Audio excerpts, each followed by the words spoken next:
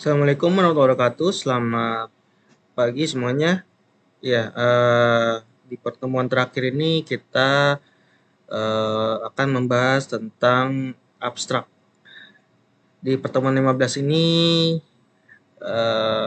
untuk UASnya nanti saya akan share untuk kisi-kisinya karena saya belum mendapatkan informasi tentang kisi-kisinya. Baik, kita mulai saja untuk materinya.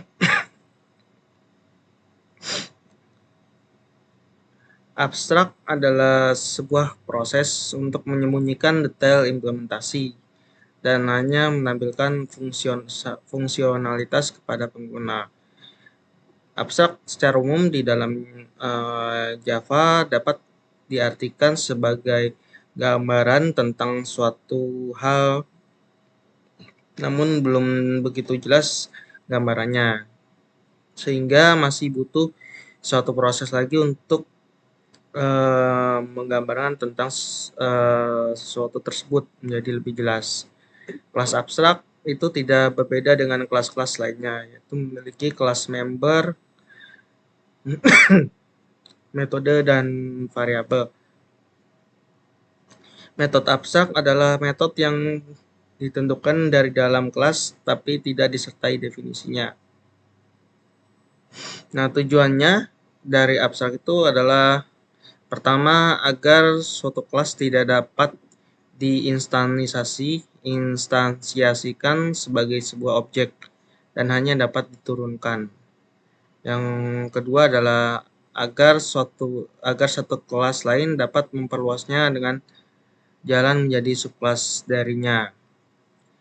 Beberapa hal yang perlu diperhatikan adalah abstrak itu tidak dapat dibuatkan instan atau objeknya menggunakan keyword new. Jadi kalau inheritance itu nggak bisa. Kemudian sebuah kelas dapat dideklarasikan sebagai kelas abstrak walaupun tidak memiliki metode abstrak. Nah, deklarasi dari abstrak ini cukup mudah, jadi tinggal tambahin abstrak kelas. Misalkan di sini contohnya unggas ya. Oke, kelas unggas. Nah, metode abstrak itu adalah sebuah metode yang memiliki definisi namun tidak memiliki implementasi. Metode di dalam abstrak kelas boleh berupa metode abstrak ataupun bukan. Untuk membuat abstrak metode hanya menuliskan deklarasi metode tanpa body dan menggunakan keyword abstrak. Nah, ini contoh dari program abstrak, yaitu pertama nih ada kelas abstrak yaitu bangun. Di sini ada untuk set warnanya, kemudian dia akan mengambil warna. Lalu di sini ada kelas lingkaran yang diturunkan dari kelas bangun yaitu abstraknya. Jadi dia itu menghitung untuk radiusnya, yaitu di sini adalah mat pi kali radius kali radius. Kemudian ada juga segitiga yang mengambil kelas dari abstrak yaitu bangun. Di sini yaitu menghitung di sini luasnya ya. Di sini ada dasar dan tinggi. Kemudian ini cara untuk memanggil abstrak. Kita buat untuk kelas pemanggilannya, yaitu bangun A1 dan A2. Nah, dia itu A1 adalah segitiga yang tadi, kemudian A2 itu lingkaran. Tuh, jadi di sini luas segitiga dan juga luas lingkaran. Tapi di sini dia tidak bisa mengambil warnanya, jadi hanya dia mengambil bangunnya saja. Tuh, kelas abstrak bangun. Tapi kalau untuk isinya itu tidak bisa.